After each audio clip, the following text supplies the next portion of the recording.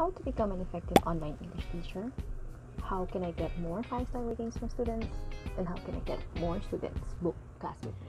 Okay, so let's go over and talk about the qualities of an effective online English teacher. So based from the students' comments, I have consolidated the top 5 qualities and characteristics that they're looking for an online English teacher.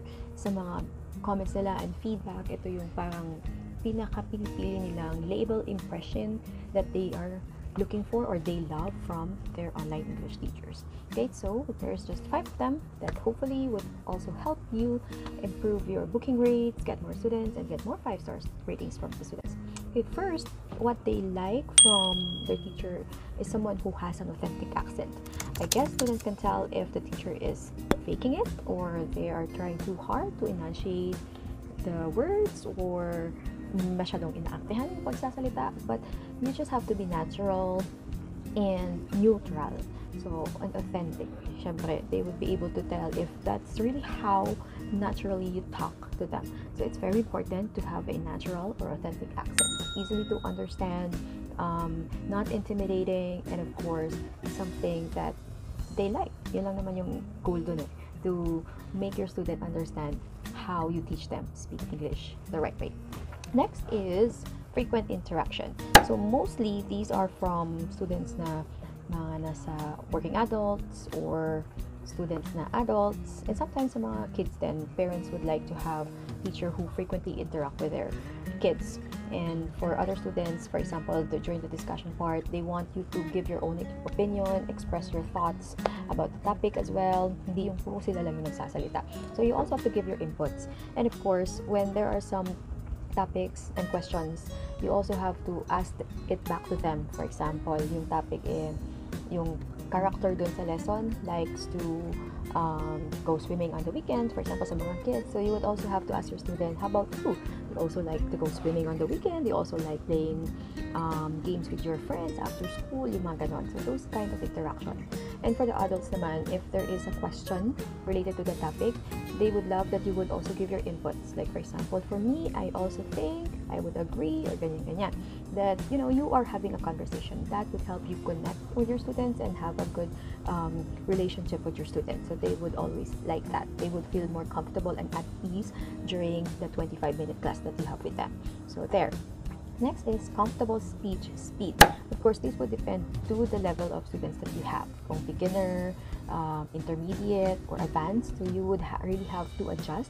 And you also have to consider the age. Yung kung mga kids ba to, mga nasa middle school, college level, and mga working adults, you have to consider the age, of course. And pinaka-importante din talaga is yung level ng kanilang English communication skills. Regardless of their age, minsan, dun magva-vary kung how you would adjust your speech speed. Nakakabulol. Yung comfortable speech speed dun sa student. You would know naman eh, during the greeting part, during the warm-up part, you would feel how well the student understand English. So, you really have to adjust and make sure na yung speed ng pagsasalita mo is on the level of their understanding. Okay? Kasi minsan, no matter how good you speak in English, kung hindi naman nila naiintindihan, wala. Hindi pa rin nila yun magigets. Parang hindi rin sila sasagot. And sometimes, if you don't adjust, they would feel intimidated. Parang ayaw na nila sa'yo. So, after that class, they won't go back to you and they won't not book another class with you. So, you have to make them feel na komportable sila sa class. So, yun. That's very important. Next is very enthusiastic. Online setting of teaching sometimes can be boring kasi wala kayong physical interaction with your student. So you have to be very enthusiastic. Lively yung class mo, especially with kids. That's one way of getting their attention kasi minsan pag boring, they will not listen, they would play around or mag-ask sila ng pen kasi mag-drawing na sila sa board. So they won't feel interested about the lesson. So, and of course, being enthusiastic would make your student feel that you are willing and you're really eager to help them improve their communication skills. Yung willingness mo nandun, that you're happy teaching them, that you're happy seeing them. So yun, kailangan lively, kahit na panghuling class mo na to, nakag ka na the whole day, you have to make it feel na it's the first class that you are taking for the day. So you have to be very enthusiastic, alive, alert, awake, enthusiastic in every class that you have. Kasi mafe-feel nila yun, na ando dun yung willingness mo to help them. Yung talagang hindi just to, or get over the class. Hindi dapat ganon. Kailangan there's connection and relationship dun sa student mo. Kailangan ma-feel nila that you really want them to improve their English communication skills. So that's very important. And lastly, ito yung pinaka-top na reasons why they love certain teachers or they keep booking classes to this teacher is because that teacher is punctual. Kasi nga naman, that 25-minute class is paid.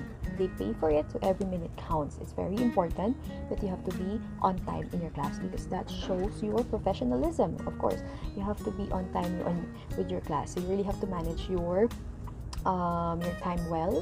Now, you have naman 5 minutes grace period for every end of the class or before you start your class. So, you really need to manage your time well and be on time in every class.